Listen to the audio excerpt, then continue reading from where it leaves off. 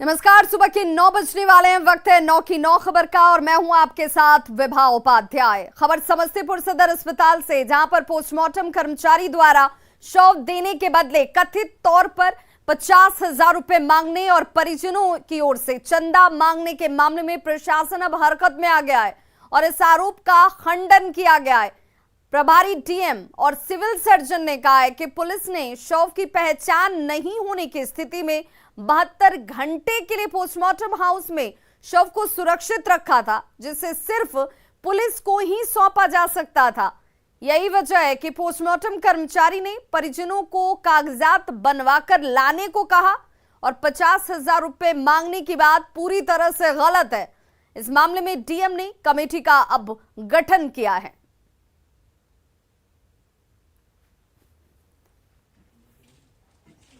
तो ये वो तस्वीर है जिसमें परिजन बेटे के शव के लिए ही चंदा मांगते हुए नजर आए। उनका कहना था कि पोस्टमार्टम करने वाले कर्मचारी की तरफ से 50,000 रुपए की डिमांड की गई। 50,000 रुपए दीजिए और फिर शव को ले जाइए, और इसलिए आर्थिक तौर पर कमजोर ये माता पिता अपने बच्चे के शव को लेने के लिए लोगों के दरवाजे दरवाजे चंदा मांगते नजर आए। बताया और सबों को करीब करीब जानकारी है इस संबंध में, लेकिन जहाँ तक 50,000 रुपया मांगने का सवाल है, ऐसा प्रतीत नहीं होता है। इसकी कोई सत्यता भी साबित नहीं हो पा रही है और ऐसा कोई वर्बल या फिर कोई विजुअल ऐसा कोई हमारे पास सबूत नहीं है जिसके लिए कहा जाए तत्काल, जहाँ तक अभी तक का सवाल है। आरोप था कि 50,000 रुपये मांगे, ये मेरे इंक्वायरी के दौरान प्रमाणित नहीं हुआ। जब हमने बहुत एम्फैसिस देके जब पूछा कि क्या बोला तुमने परिजन से, तो उसका कहना था कि आप चूँकि पुलिस लेके आई है, आप मुझे 50,000 रुपया भी दीजिएगा तो मैं बॉडी देने की स्थिति में नहीं। और आइए अब आपको पिता के दर्द को सुनाते हैं कि उनके साथ अस्पताल प्रबंधन ने कैसा सलूक किया, कैसा बर्ताव किया। चलिए उतर जाइए।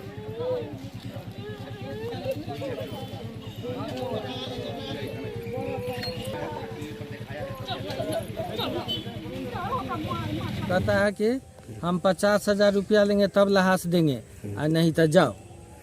तो सर हम कानते पीटते हम चल आए। हम चंदा चुटके किए हुए थे वो पैसा, और थोड़ा पास में 200-400 था, वो पैसा मिला के 2,000 पूरा आए वहीं पर। और गिन उनके दिए, नहीं लिया, कहा भागो 2,000 में लहास मिलता है, हमको 50,000 चाहिए। हम कहले हम भुजा बेचने वाले हैं, ठेला पर शरबत बेचते हैं, हम कहाँ से लाएंगे। 7 आदमी का वही से परिवस्ती करते हैं ठेला चला के। कभी ऐसा भी होता है जो बिक्री नहीं होता है तो भूखा पेट रह जाता है बाल बच्चा, वैसा आदमी से आप पैसा लीजिएगा, हम कुछ नहीं तुमको सुनेंगे, जाओ, पैसा नहीं देगा तो जाओ। तो सर इतने बात है, हम चले आए। तो कहा 50,000 दीजिएगा तब देंगे, न तो नहीं देंगे। तो पिता का बयान आपने सुना, जिनका सीधे तौर पर कहना है कि 50,000 रुपए की डिमांड की जाती है। गांव-गांव और घर-घर जाकर चंदा मांगकर 2,000 रुपए इकट्ठा किए थे, देने के बावजूद शव नहीं दिया गया। हालांकि प्रशासन इस तरह की किसी बात से इनकार कर रहा है। खबर लखीसराय से, जहां पर एक बार फिर स्वास्थ्य का बदहाल सिस्टम सामने नजर आ गया। सदर अस्पताल में एक युवक की मौत के बाद शव ले जाने के लिए परिजनों को एम्बुलेंस नहीं दी गई और ये तस्वीरें खुद तस्दीक कर रही हैं। मृतक के परिजन देखिए कैसे बाइक पर शव को अपने घर लेकर गए। पहले बेटे को खो दिया और बेटे को खोने के बाद शव ले जाने के लिए अस्पताल प्रशासन की तरफ से कोई व्यवस्था नहीं की गई, एम्बुलेंस नहीं दी गई। सब्जी की दुकान चलाकर दिनेश मंडल किसी तरह अपना घर परिवार चलाते हैं। उनके बेटे की करंट लगने के बाद सदर अस्पताल में इलाज के दौरान मौत हो जाती है। डॉक्टरों ने उसे मृत घोषित कर दिया, लेकिन अस्पताल प्रबंधन ने शव ले जाने के लिए एम्बुलेंस मुहैया नहीं कराई। मृतक के परिजन शव को बाइक पर ही लेकर जाने को मजबूर, देखिए तस्वीरों में नजर आ रहे हैं। और परिजनों की माने तो उन्होंने एम्बुलेंस की मांग की थी, लेकिन एम्बुलेंस मांगने के एवज में 200 रुपए की डिमांड कर दी जाती है। जब उन्होंने इसमें अपनी असमर्थता जाहिर की, देने से इनकार किया, तो प्रबंधन की तरफ से एम्बुलेंस मुहैया नहीं कराई गई। विद्यापीठ चौक पे ये अपने दुकान पे बॉल होल्डर में बॉल लगा रहे थे और होल्डर में बॉल लगाने के दरमियान में पता नहीं शॉर्ट सर्किट लगा। शॉर्ट सर्किट लगने के बाद ही गिर गए हमारे गांव के हैं और भतीजा लगता है। तत्काल इसको ममता इमरजेंसी और डॉक्टर संजीव कुमार जी के यहाँ ले जाया गया, लेकिन अफसोस है यहाँ भी लाए तो डॉक्टर साहब का क्या मतलब दुकान क्या चीज़ का था और कैसे सब्जी का दुकान है। रोजाना ये अपनी दुकान पर आते थे, सामने बल्ब लगा रहे थे बिजली का। उसी लगाने के क्रम में इनको करंट लग गया। बहुत दुखद घटना है। और लखीसराय सिविल सर्जन से ये सवाल पूछा जा रहा है कि मांगने के बाद भी एम्बुलेंस क्यों नहीं दी गई। परिजनों ने मांग की थी, शव ले जाने के लिए एम्बुलेंस आखिर क्यों नहीं दी गई, इसका जवाब सिविल सर्जन जी को लेकर अस्पताल प्रबंधन तक को देना चाहिए। एम्बुलेंस के लिए 2000 रुपए की मांग किस लिए, क्यों की गई ये रकम की मांग? जब परिजनों ने एम्बुलेंस मांगा था शव ले जाने के लिए तो क्यों नहीं दिया गया? और क्या दलालों का राज चलता है अस्पताल में? अस्पताल प्रशासन ने यह संवेदनहीनता क्यों दिखाई और क्या इस संवेदनहीनता को दिखाने के बाद अब इस पर कार्रवाई नहीं होनी चाहिए?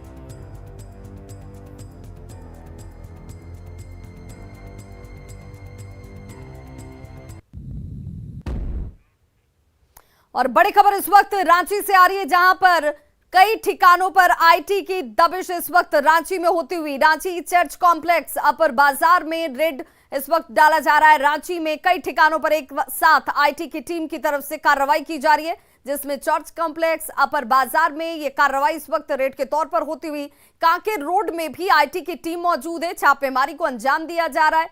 ऐसे 12 ठिकाने हैं, देखिए कांकेर रोड सहित 12 ठिकाने, इन ठिकानों पर ये इस वक्त कार्रवाई की जा रही है। कारोबारी बाबूलाल प्रेम कुमार के ये तमाम ठिकाने जिनके ऊपर ये कार्रवाई इस वक्त हो रही है, रेड डाला जा रहा है। चर्च कॉम्प्लेक्स में भी आईटी की टीम मौजूद है। एनके केजरीवाल के दफ्तर में भी इस वक्त कार्रवाई होती हुई सीआरपीएफ की मौजूदगी में कार्रवाई को अंजाम दिया जा रहा है। तो रांची के कई ठिकानों पर आईटी की टीम की दबिश।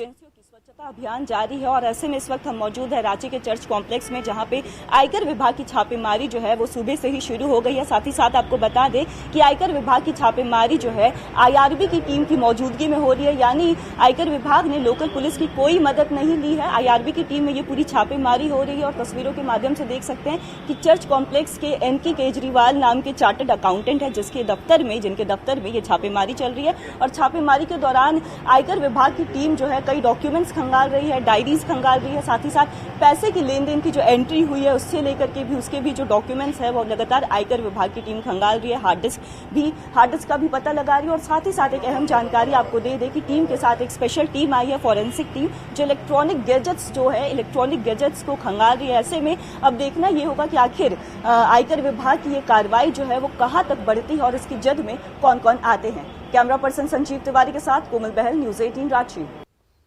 पूर्णिया में कंटेनर में लगी आग, देखिए कैसे कंटेनर को आग के गोले में तब्दील कर देती है। दमका चौक की तस्वीर, जहां पर NH 31 पर यह जबरदस्त हादसा हुआ। चलती गाड़ी में ही अचानक से आग लग जाती है। हालांकि इस आग लगने के पीछे वजह शॉर्ट सर्किट बताई जा रही है। चालक और खलासी की जान बाल बची है। नागालैंड से ये गाड़ी जो है वो आ रही थी और आग पर अब काबू पा लिया गया है, लेकिन कुछ वक्त के लिए इस मार्ग पर अफरा तफरी जरूर देखने को मिली। गाड़ियों की रफ्तार पर ब्रेक लग गया। कंटेनर में अचानक से शॉर्ट सर्किट की वजह से आशंका जाहिर की जा रही है कि आग लग गई। सिटी के चौक थाना क्षेत्र के बख्शी मैदान मोहल्ले में अपराधियों ने देर शाम हवाई फायरिंग कर इलाके में दहशत फैला दी। 2-3 राउंड फायरिंग की गई है हवाई, और इलाके में अफरा तफरी मचा दी जाती है। हालांकि इस फायरिंग में कोई घायल और जख्मी तो नहीं हुआ। अपराधियों की इस करतूत का वीडियो जरूर वायरल हो रहा है। पुलिस अब इस वायरल वीडियो के आधार पर ही इन बदमाशों की पहचान कर उनकी गिरफ्तारी के लिए छापेमारी अभियान में जुटी हुई है। तस्वीरों में स्पष्ट देखा जा सकता है, साफ तौर पर ये चेहरे नजर आ रहे हैं। 2 यहाँ पर बदमाश जिनके चेहरों पर कोई नकाब भी नहीं है, चेहरे साफ दिख रहे हैं। यहाँ आसपास और भी बहुत सारे युवक आपको दिख रहे होंगे। बदमाश अपने हाथ में पिस्टल लेकर गली गली घूमते हुए दिख रहे हैं।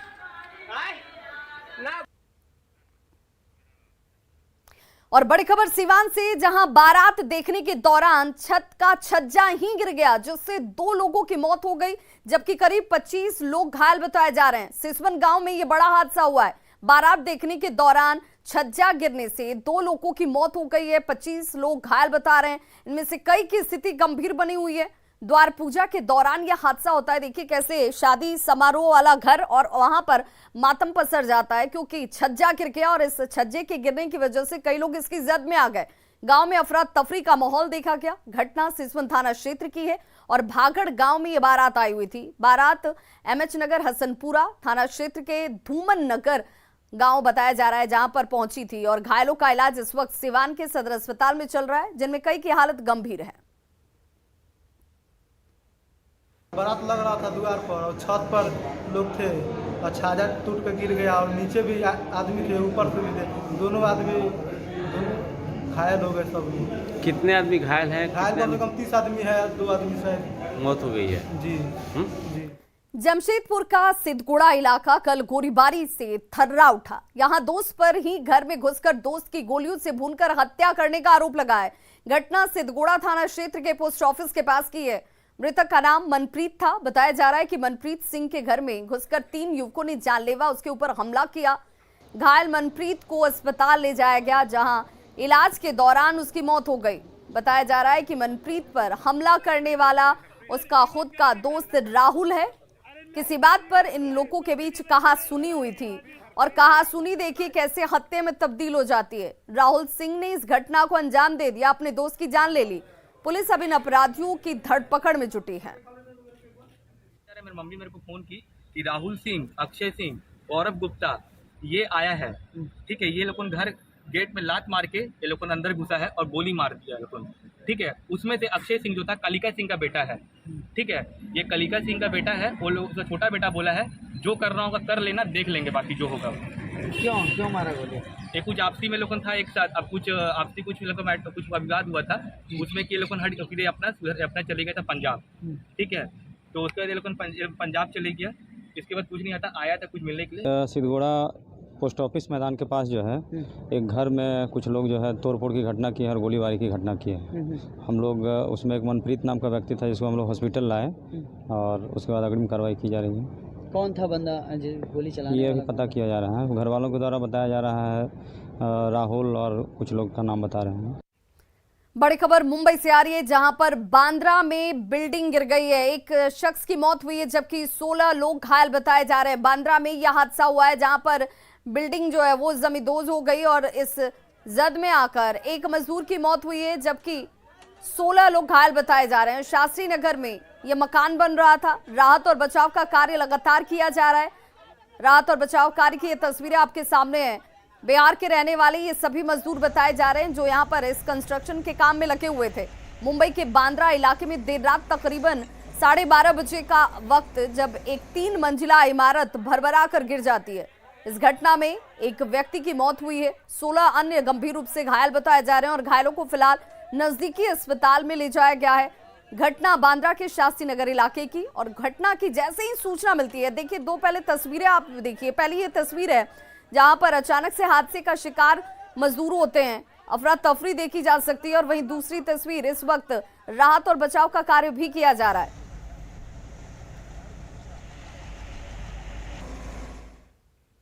गंगा दशहरा को लेकर आज बेगूसराय जिले के सिमरिया, झमटिया, अयोध्या सहित विभिन्न गंगा घाटों पर श्रद्धालुओं की भारी भीड़ देखी जा रही है। श्रद्धालु गंगा घाटों पर पहुंचकर गंगा स्नान कर रहे हैं, गंगा की पूजा अर्चना की जा रही है और ये कहा जाता है, ये मान्यता है कि आज के दिन गंगा स्नान करने से पूर्वजों के साथ साथ सभी का कल्याण होता है।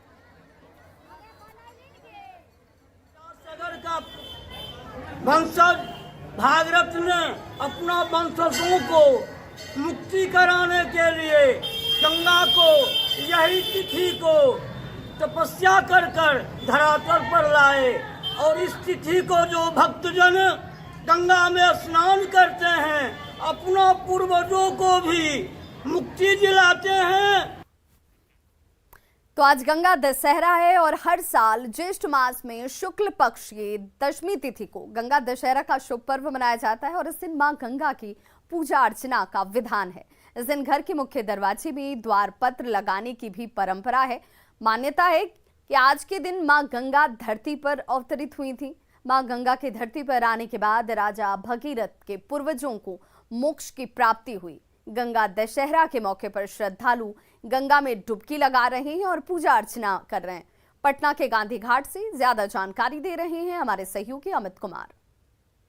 आज गंगा दशहरा है और मान्यता के मुताबिक आज ही के दिन मां गंगा की धरती पे अवतारणा हुई थी, यानी कि गंगा आज ही के दिन धरती पे उतरी थी। और कहा यह भी जाता है कि गंगा की अवतारणा के साथ ही भागीरथ जो है उनके पूर्वजों को मोक्ष की प्राप्ति हुई थी। और आज के दिन जो है जो भी श्रद्धालु गंगा में डुबकी लगाता है, पूजा अर्चना करता है, उन्हें जो है पुण्य मिलता है, मोक्ष जो है उन्हें उनके पूर्वजों को मिलती है। और इसी वजह से यहाँ पे बड़ी संख्या में देख सकते हैं कि पटना के गंगा तट पे जो श्रद्धालु हैं उनकी भीड़ लगी है। बड़ी संख्या में जो श्रद्धालु हैं स्नान ध्यान कर रहे हैं, चाहे युवा हो, महिला हो, बच्चे हों, बुजुर्ग हों, सभी जो है आज गंगा दशहरा के दिन गंगा में आस्था की डुबकी लगा रहे हैं और अपने पूर्वजों की आत्मा की शांति, मोक्ष की प्राप्ति के लिए ये डुबकी लगाया जाता है। और यहाँ पे प्रशासन की तरफ से देख सकते हैं कि SDRF के जवानों को भी तैनात किया गया है ताकि कोई भी श्रद्धालु जो है वो अगर अटकलियाँ ना करता है तो उन्हें रोके, क्योंकि जब क्राउड होती है, भीड़ भाड़ होता है तो गंगा में कई दुर्घटनाएं भी हो जाती है। तो इससे बचाने के लिए यहाँ पे बड़ी संख्या में SDRF के जवानों को तैनात किया गया है। श्रद्धालुओं की भीड़ जो है काफ़ी बड़ी है। यहाँ पे कुछ श्रद्धालु हैं, बात उनसे करते हैं। अम्मा ये बताइएगा कि गंगा दशहरा है, पूजा करने आई थी आप, क्या कामना की है माँ गंगा से? माँ लड़की को बच्चा नहीं होता था माँ, तो गंगा मैया से मान्यता किए थे कि हम भैया मैया के वंश दिखाइएगा तो हम मुड़ना करेंगे। तो 35 साल की उम्र में गंगा मैया हमको नहाते, हाँ उसी को मुड़ना उतारने आए। हाँ आज गंगा दशहरा के दिन, आज ही के दिन माँ गंगा आई थी धरती। हाँ गंगा माँ आई थी आज, यही बेटी है हमारा उर्मिला देवी। अच्छा, आप क्या कामना किए हैं? खुशी आपके चेहरे से झलक रही है। बेटा का मान्यता उतारने आए हैं। हाँ क्या कामना की है? वही आप कामना का कर भैया, पढ़े लिखे विद्वान वही को नाच वही मंगाली हल ये बेटा हो जाए। हाँ विद्वान बने हमारे दिन ढोए। क्या नाम आपका? सीमा देवी। देखिए तो ये श्रद्धालु हैं, गंगा में डुबकी लगाने आए हैं, आस्था की डुबकी ये लगा रही हैं। तमाम श्रद्धालु जो है बड़ी संख्या में देख सकते हैं यहाँ पे गंगा में आकर के डुबकी लगा रहे हैं और उसके बाद पूजा अर्चना जो है ये तमाम श्रद्धालु कर रहे हैं। और जैसा कि मान्यता भी है कि जो श्रद्धालु हैं वो आज डुबकी लगाते हैं तो उन्हें जो है पुण्य मिलता है, उनके जो पूर्वज हैं उन्हें मोक्ष मिलती है। कैमरा पर्सन नजर दुबे के साथ अमित कुमार, न्यूज़ 18 पटना। तो खबरों का सिलसिला लगातार जारी है, आप देखते रहिए न्यूज़ 18 बिहार झारखंड, यहाँ खबरों का सिलसिला कभी नहीं थमता।